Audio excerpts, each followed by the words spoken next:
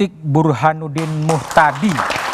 Saya akan pertanyaan pertama kepada Grace. Grace, putusan MK ini berlakunya 2029 enggak 2024 ya. Ada dirugikan dengan pasal itu? Ya, kita kan berpikir jangka panjang ya, Mas Budiman. Jadi kami apresiasi sekali keputusan MK dan upaya dari teman-teman Perludem untuk terus memperjuangkan agar PT itu diturunkan atau kalau bisa mungkin dihilangkan. Karena kan karena suara masyarakat yang terbuang itu banyak sekali, Mas Budiman. Kalau kita lihat 2009 ketika PT-nya 2,5%, suara sah yang terbuang itu 19 juta atau sekitar 18%. Partai yang lolos 9. 2014 PT-nya 3,5% dinaikkan lagi, suara sah yang terbuang sekitar 3 juta. Kemudian 2019 ketika PT yang naik lagi ke 4%, suara yang terbuang 13,5 juta atau 9,7% gitu. Jadi penyederhanaan partainya entah berapa sih sebenarnya ideal partai itu jumlahnya sehingga bisa dikatakan sudah cukup sederhana, kita juga tidak tahu begitu kan. Sementara jumlah suara sah yang terbuang ini kan suara masyarakat semua. Bukankah harusnya ada ya kedaulatan rakyat di situ yang jadinya tidak tersampaikan nih gara-gara ada aturan yang kita juga tidak tahu apa sih dasarnya, kenapa dari tadinya 2,5 terus 3,5 terus 4. Yang saya pernah dengar perdebatannya di Kompas juga, yaitu hasil dari perdebatan antar para anggota dewan gitu. Tapi apa dasarnya dan untuk kepentingan siapa, kenapa 2,5, kenapa 3,5, kenapa 4, kita nggak pernah tahu gitu. Jadi kalau pandangan PSI soal momentum diberlakunya putusan MK yang ini kan berlangsung nanti di 2029 ya. Tapi kalau kita bandingkan dengan putusan MK sebelumnya soal calon wakil presiden diberlakukan 2024. Itu apa Anda lihat dua posisi MK yang berbeda ini sebenarnya? Ya, kalau boleh memilih ya kami tentu lebih senang kalau bisa diberlakukan saat ini. Karena PSI diuntungkan ya? Iya, bukan hanya PSI ya. Oh, banyak ya? Teman-teman P3 juga saya pikir yang sekarang mungkin masih berhitung-hitung atau mengawal perhitungan suara juga saya pikir akan diuntungkan. Dan tidak hanya itu, tapi masyarakat yang suaranya terancam terbuang, kita nggak tahu nih berapa jumlah suara sah yang terbuang lagi di pemilu kali ini. Tapi akan lebih baik kalau berlakunya 2024 gitu kalau menurut ya kalau boleh berharap, tapi kan kita ikut putusan MK. Oke. Ferry, ini ada beda positioning di Cawapres dulu 2024, sekarang 2029. Persis Mas, itu kritik kita juga, MK tidak konsisten dalam penafsiran. Dan kalau ini pegangannya konstitusi sebagai the guardian of the constitution, mestinya MK melihat pasal-pasal di konstitusi. Tidak ada ambang batas parlemen, tidak ada ambang batas pencalonan. Yang hanya ada adalah ambang batas pemenangan calon presiden menjadi presiden, alias presidential threshold. Bukan presidential threshold dalam artian ambang batas pencalonan. Tapi MK tidak lakukan itu di tempat yang lain, terutama soal bicara ambang batas pencalonan presiden. Nah, menariknya putusan ini Mas Budi, mereka memberikan 5 elemen penting. 1, ambang batas yang mau diubah ke depan harus digunakan berkelanjutan. Perspektif saya, kalau mau berkelanjutan ambang batas ini digunakan, kan tentu 0% gitu ya. Karena kalau ada tambahan angka-angka, itu akan berubah karena basisnya harusnya jumlah penduduk dan lain-lain. Jadi mestinya kalau dipakai elemen pertama ya tidak ada ambang batas sama sekali.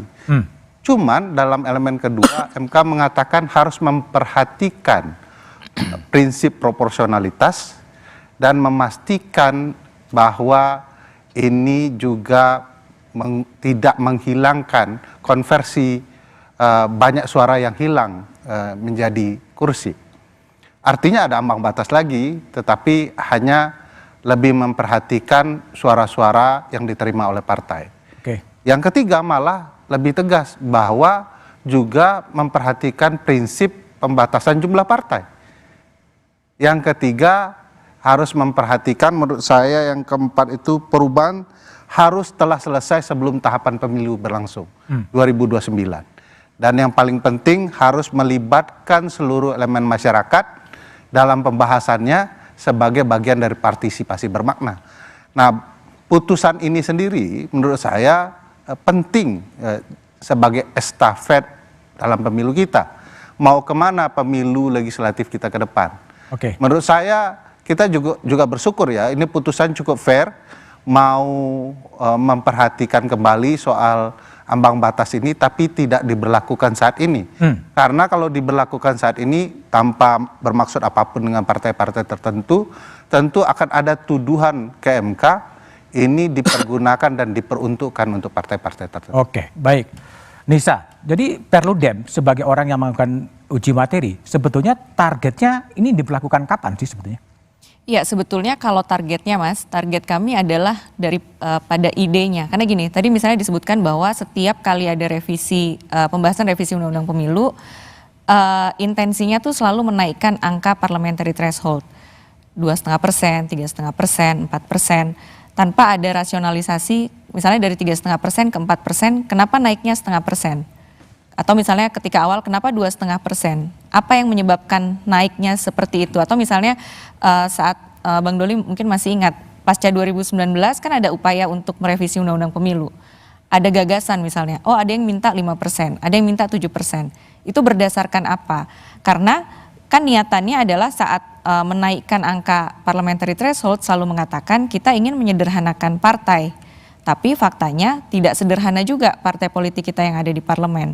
Niatan menyederhanakan partai dengan argumentasi bahwa kita presidensil akan lebih efektif kalau dia multipartainya sederhana, kisarannya 3 sampai 5. Tapi ternyata partai politik yang ada di parlemen 9, 10 walaupun parliamentary thresholdnya sudah dinaikkan.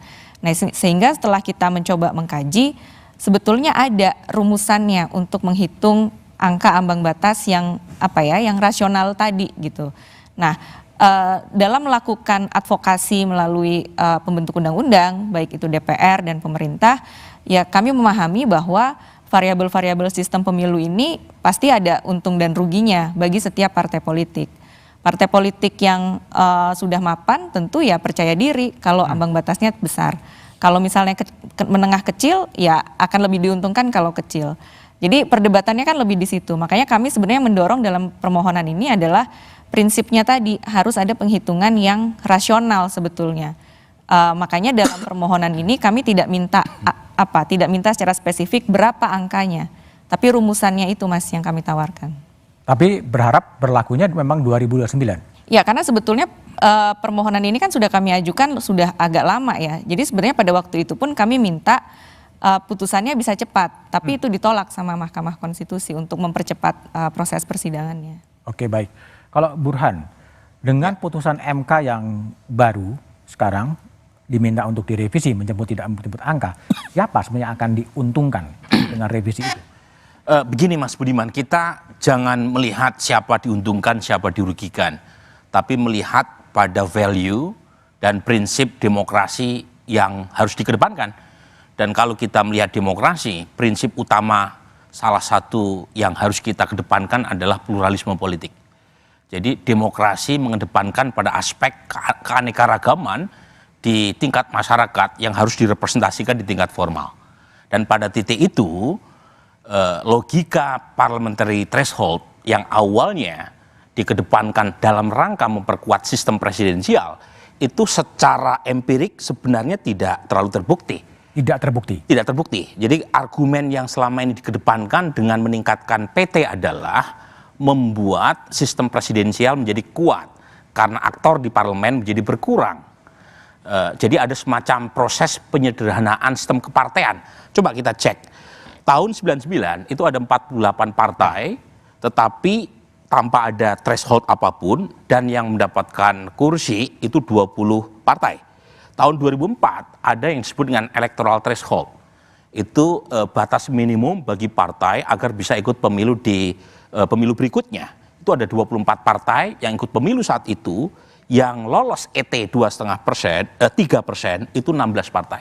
Tahun 2009 peserta pemilu naik jadi 38, kemudian PT ya, bukan lagi ET tapi PT parliamentary threshold itu 9 partai yang lolos.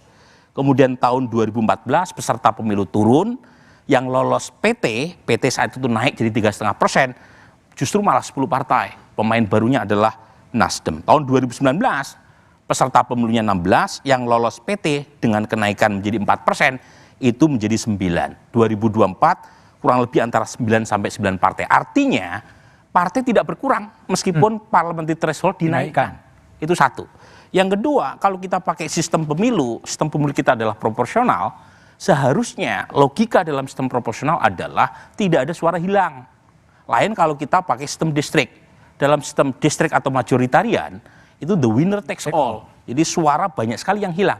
Nah, kalau misalnya terjadi ketidakcocokan antara sistem pemilu dengan sistem yang kita pakai terkait dengan peningkatan PT, kan nggak match.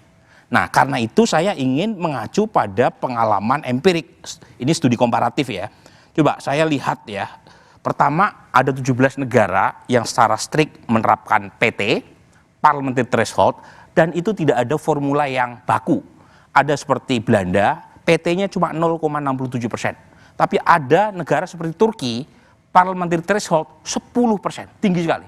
Tetapi kalau kita lihat mana yang paling banyak diterapkan, PT-nya tadi dari sisi magnitude itu antara 3 sampai 5%. 3 sampai 5%. Nah, Indonesia 4%. Jadi persis di titik tengah tadi. Nah, apa yang muncul perdebatan terkait dengan PT? Ada 4 isunya. Satu, prosentasenya, magnitude-nya, berapa persen. Yang kedua, lokasinya. Indonesia menerapkan PT di tingkat nasional. Tetapi kalau kita lihat pengalaman lain, itu bukan hanya PT di tingkat nasional.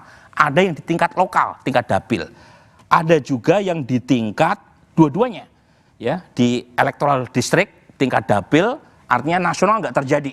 Misalnya kayak Greece 2019 harusnya lolos.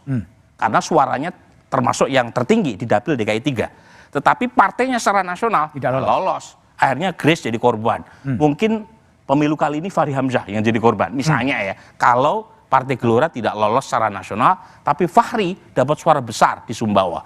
Nah, itu bisa diatasi kalau penerapan PT hanya di tingkat dapil, tidak secara nasional. Kita di tingkat nasional, persis kayak level penerapan tingkat nasional di Jerman. Ada yang 2, nasional jalan, dapil jalan, itu di Swedia. Tapi lagi-lagi perdebatannya bukan hanya pada tingkat penerapan PT, nasional atau dapil, ada juga penerapan berkaitan dengan objek thresholdnya apa. Apakah partai ataukah koalisi? Oh, koalisi. Ada juga koalisi yang dikenain threshold. Tapi lagi-lagi kalau kita lihat pengalaman empirik tidak ada formula tunggal. Tergantung konstelasi politik dan dinamika politik di masing-masing negara. Nah sekarang pertanyaannya mana yang mau disepakati? Terutama buat partai besar yang lolos PT, tentu kan mereka punya kepentingan ya untuk mempertahankan status quo.